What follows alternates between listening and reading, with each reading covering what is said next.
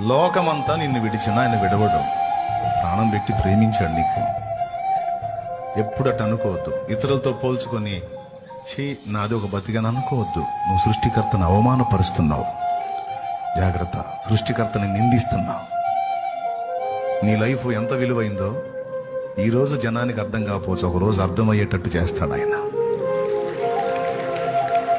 నువ్వు విలువైన పాత్రవా కాదా అన్నది నీ ఇంటి వారికి, నీ సమాజానికి, నీ తోటి వారికి, స్నేహితులకి, అందరికీ అర్థమయ్యేటట్టు చెప్పే రోజు ఒక రోజు వచ్చింది. గుర్తుపెట్టుకో ఆ మాట. అప్పటిదాకా తొందరపడద్దు.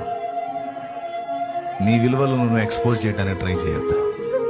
ఇతరులతో పోల్చుకొని దేవుడు నీకు ఇచ్చిన మనశ్శాంతిని పాడు చేసుకోవద్దు.